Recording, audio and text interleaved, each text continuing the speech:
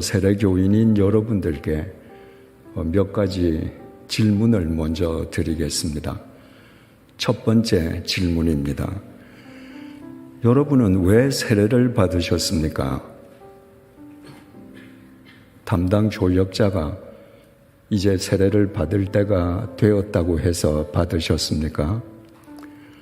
혹은 친구나 주위 교인들이 자기가 세례 받으려고 하는데 함께 세례 받자고 권유해서 세례를 받으셨습니까?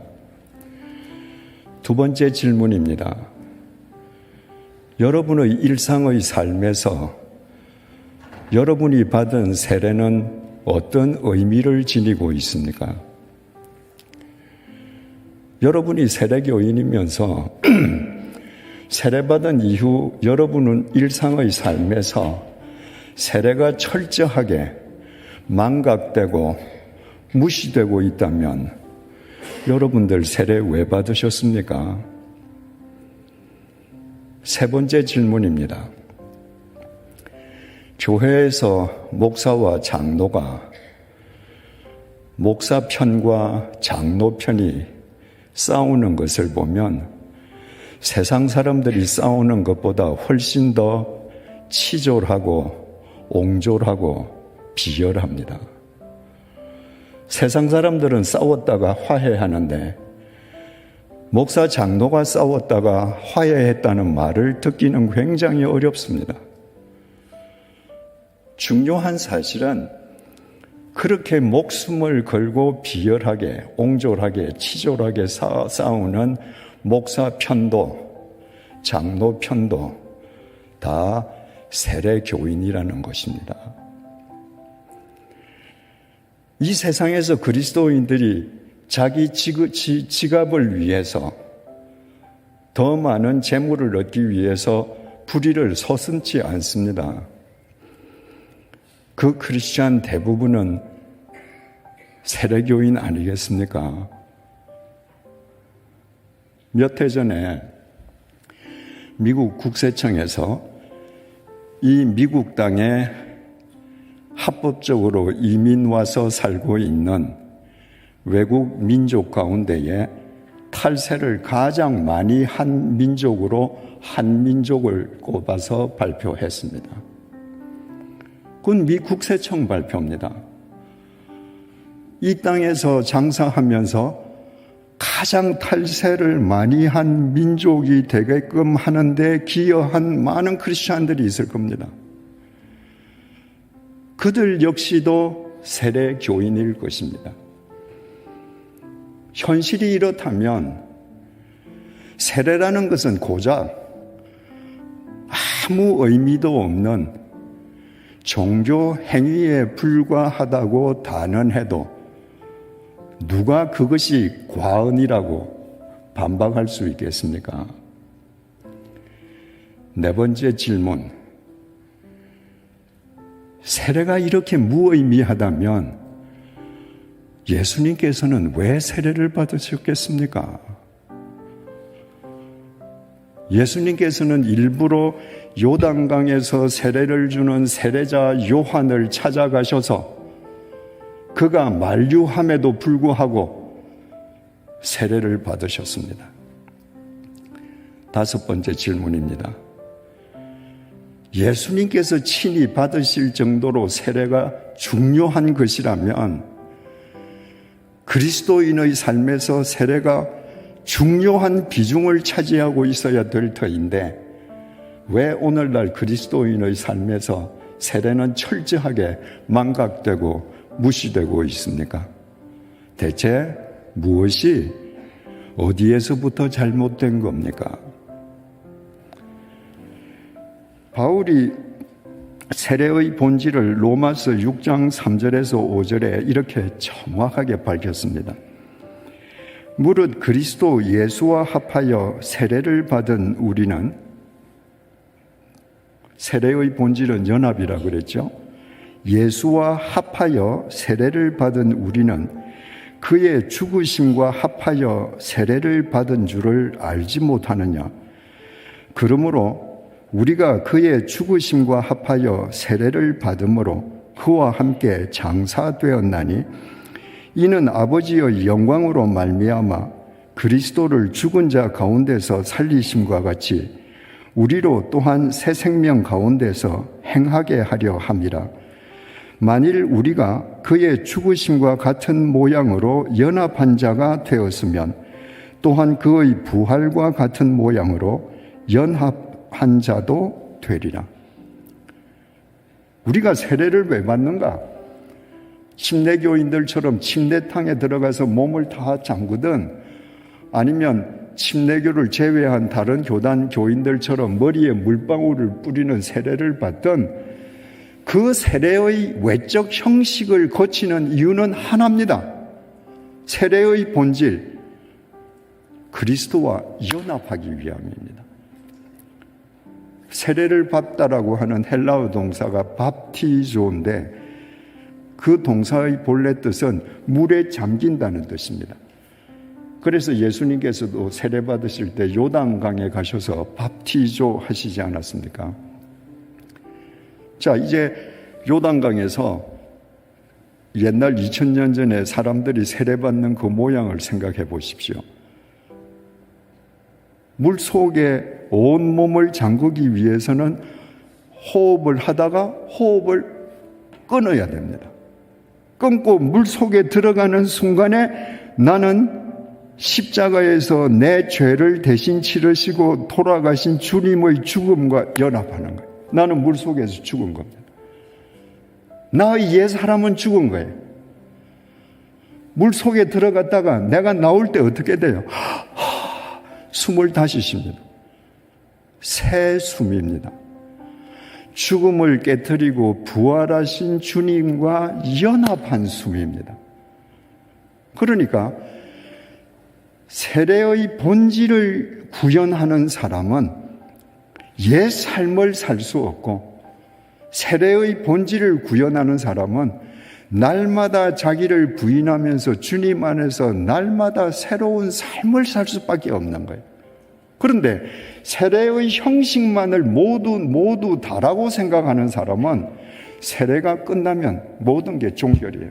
그 세례는 더 이상 내 삶에 아무런 의미가 없습니다. 이와 관련해서 사도 바울이 고린도전서 10장 1절 2절에서 이렇게 말을 합니다. 형제들아, 나는 너희가 알지 못하기를 원하지 아니하노니 우리 조상들이 다 구름 아래에 있고 바다 가운데로 지나며. 지금 바울이 말하기를 우리 조상들이 다 구름 아래에 있고 바다 가운데를 지나갔다. 지금 홍해, 토해 사건을 이야기하는 겁니다. 출애굽한 이스라엘 백성들이 홍해 앞에 섰을 때에 변심한 파라오가 전 군대를 동원해서 추격해오지 않습니까? 그때 하나님께서 홍해를 가르셨습니다. 그래서 그때 그 홍해를 우리가 토해할 때 모세에게 속하여 다 구름과 바다에서 세례를 받았다. 그 홍해를 도해한 것 자체가 세례를 받은 것이었다. 이렇게 말했습니다. 출애굽을 엑소도스라고 그러잖아요. 헬라말로 엑스는 어디 밖으로, 호도스는 길입니다. 그러니까 그 노예의 길, 죄악의 길 밖으로 지금 집단적으로 나왔습니다. 어디를 향해서? 가나안을 향해서. 이거 다 집단적인 거예요. 그런데 하나님께서 홍해를 갈라주셨습니다. 그들이 갈라진 홍해 그 밑바닥으로 내려갔습니다. 그 밑바닥을 걸어서 홍해 저쪽 언덕 위로 올라갔을 때 홍해 바다가 다시 합쳐졌습니다. 외형적으로 애굽으로 돌아갈 수 있는 길이 없어져 버린 겁니다. 그러니까 그 바다를 도해하는 순간에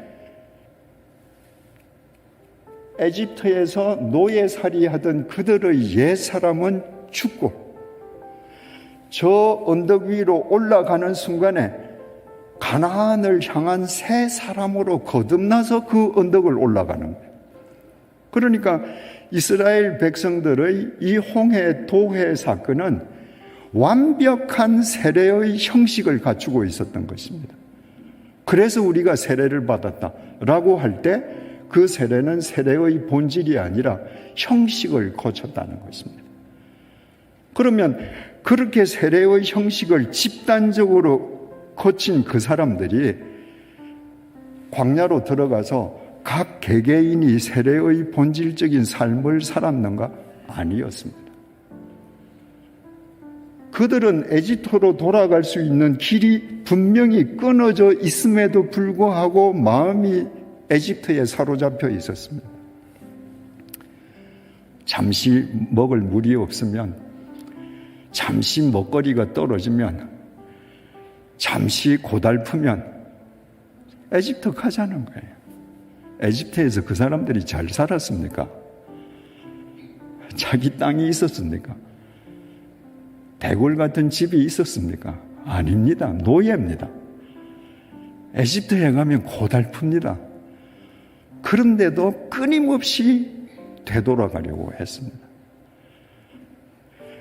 집단적으로 그들이 에집트에 나와서 회개하고 집단적으로 세례의 형식은 거쳤는데 그 다음에 세례의 본질을 구현하는 의무는 개개인의 의무인데 그들은 개개인의 의무를 다하지 않았습니다. 결과가 어떻게 됐습니까? 에집트에서 나온 남자 장정 가장이 60만 명이었습니다. 그 60만 명 가운데에서 가나안 땅에 들어간 사람은 여호수아와 갈렙 두 사람밖에 없습니다. 여호수아와 갈렙 두 사람만 홍해 도회를 하면서 세례의 형식을 거쳤을 뿐만 아니라 하나님과 연합하는 세례의 본질을 살았던 것입니다. 여러분, 이거 얼마나 중요합니까? 세례의 형식은 누구든지 거칠 수 있습니다. 집단적으로 거칠 수 있습니다. 그러나 세례의 본질을 사는 사람은 지극히 적습니다. 그러면 이제 우리 해답을 얻었습니다. 스데반의 박해가 났을 때 많은 사람들이 예루살렘을 떠나기도 했지만 워낙 많은 사람들이 세례를 받아서 또 많은 사람도 예루살렘에 남아 있었습니다. 그들 다 어디 갔습니까?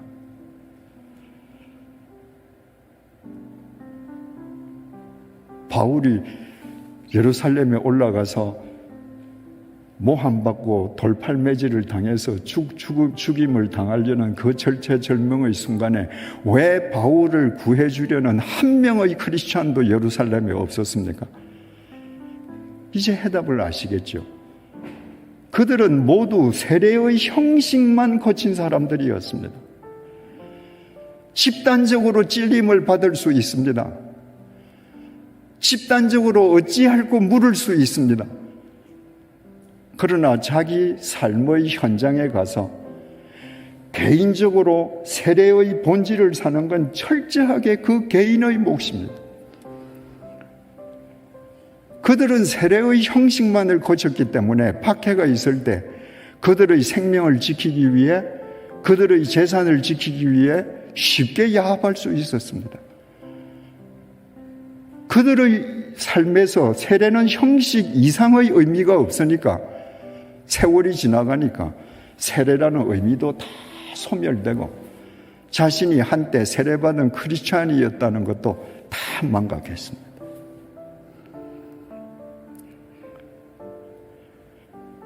우리가 아무리 세례의 형식을 거쳐도 우리가 그리스도의 죽음과 연합해서 옛사람이 죽고 그리스도의 부활과 연합해서 새로운 삶을 사는 주님과의 연합, 부활의 본질을 삶으로 살아내지 않는다면 우리는 광야에서 죽은 59만 9,998명의 출애굽 1세대, 세례를 받긴 받았지만 예루살렘에서 지킬 것을 지키느라고 세례받은 사실조차도 다 망각해버린 그 사람들, 그들과 동일할 수밖에 없습니다.